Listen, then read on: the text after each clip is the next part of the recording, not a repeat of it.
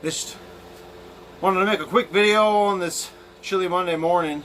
I don't know if you can see my breath or not, but it did get below freezing here in the panhandle of Texas last night. Froze my water, so that's sitting up on my generator right now, warming up. As I got my coffee maker on and got my floor heater going on one side, and I've got my wood heater going on the other. That's why I'm bundled up inside my own house. But anyway, just want to talk a little bit about silver and have maybe a civil discussion about it. I love silver. I've purchased silver throughout the years. I've bought it online. I've bought it in the stores. Now, what I'd like to say about silver is absolutely buy silver when silver is low. I don't have any silver right now just because, recently, we did have that spike around election time, and I think it's still pretty high right now. I'll drop a picture of what it is right now. But, over the years I've kind of just changed my philosophy on silver. And, when I first started, I really looked at it as something that, I could just slowly stockpile throughout the years, and by the time, I retire, I'd have a whole bunch of silver and I'd be material-wise wealthy. But it's also over the years I've had hard times. I've had to kind of clench my teeth and get through some, economic crises of my own, and I've sold it. When it comes to silver, of course, I'll say buy low, sell high, just like stocks. But the thing about silver is that silver, it doesn't fluctuate nearly as fast as the stock market does. Now, some of y'all watching this might say, well, Red, that's the point. We don't want it to fluctuate. And I understand that. But for those of y'all that want to build wealth, I'm going to tell you right now that silver is not the way to do it. Now, when it comes to silver, I like silver, again, just for when it's inexpensive. For example, below $20 an ounce. I'll buy it. And then, if I need to sell something because, I need to pay a bill or want to buy a gun or a gun part or some ammunition or something like that, and it's over $20, I'll sell it. Now, as for where I buy, again, I've bought from the brick and mortars, the shops, and I do believe if you are buying and selling silver, it's good to build that relationship with your brick and mortars, especially when you absolutely 100% need to sell something. The brick and mortars, they need to stay in business too. They have families to feed, and some people, they'll buy online. They'll buy something with just the smallest premium, the best deals and stuff like that. And then when it gets to be around the time that they need to sell, and they need to offload it quick, fast, in a hurry, they'll walk into a brick and mortar and try to, sell, several $1,000s worth of silver.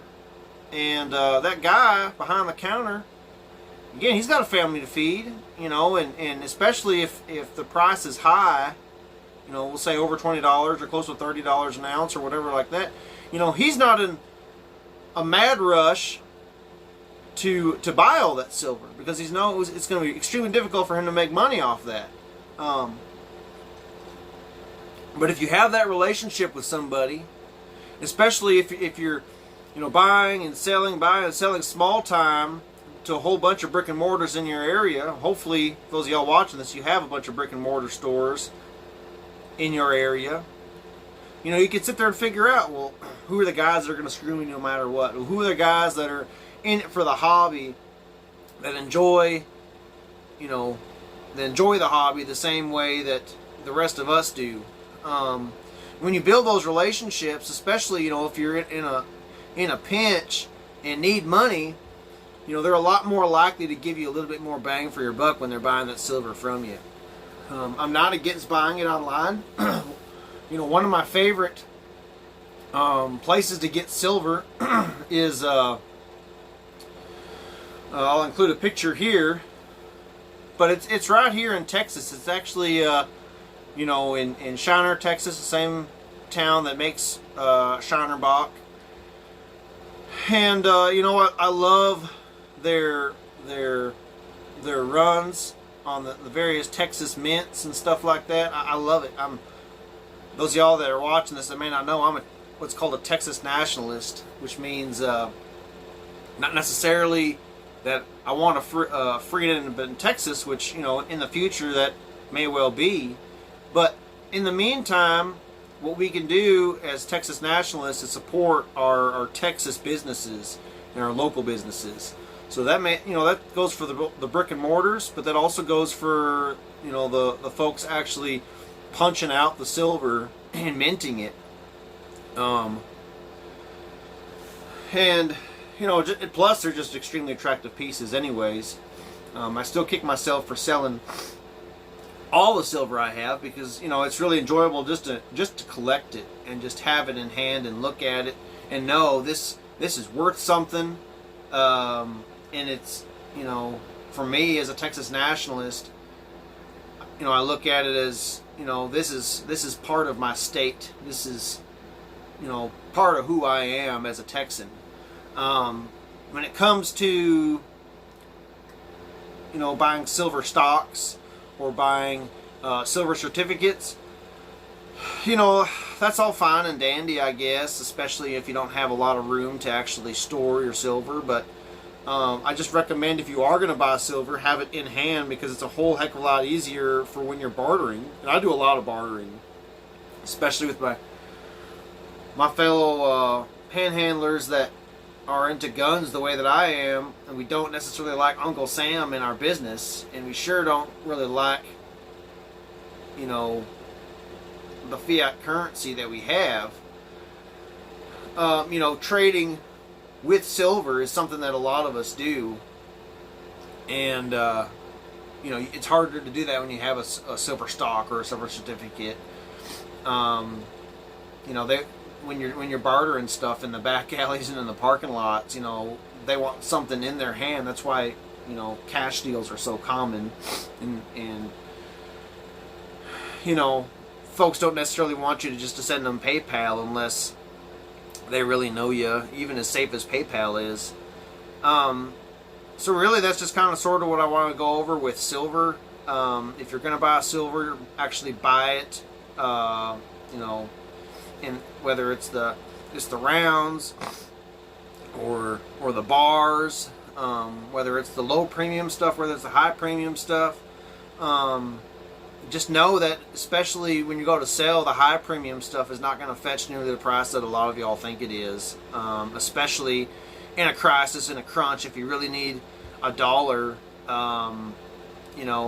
Some of y'all that are buying these high dollar pieces of silver, and that goes for gold too. Some of y'all are watching this might sit there and think, well, Red, I've been considering buying gold.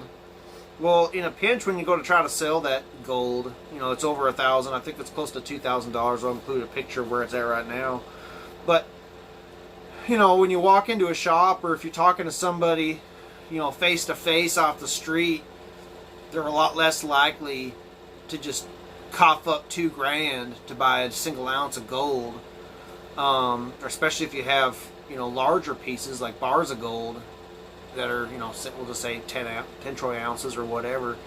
They're a lot less likely to cough up that money. But when it comes to silver, they're a lot more likely to cough up some cash money. And you may not necessarily even need to go to a brick and mortar. You can just talk to one of your friends or family members, or just somebody off the street.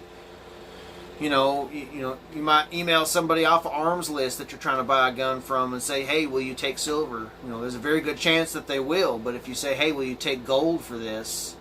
There might be a few people that get excited for that, but a lot of people that are selling guns, they need a little bit of cash, just especially right now in 2020. They're trying to pay bills or get gifts for family members. Christmas is coming up. So just keep all that in mind. I'm not against it. I am for it, and I do believe that in the future, it would be really cool if there was a larger network of people in Texas and even the rest of the United States that bought and sold silver that we could cut Uncle Sam entirely. So anyways, if you enjoyed this video, please like it, subscribe, ring the bell, drop a comment in the comments if you have any further questions. Thanks.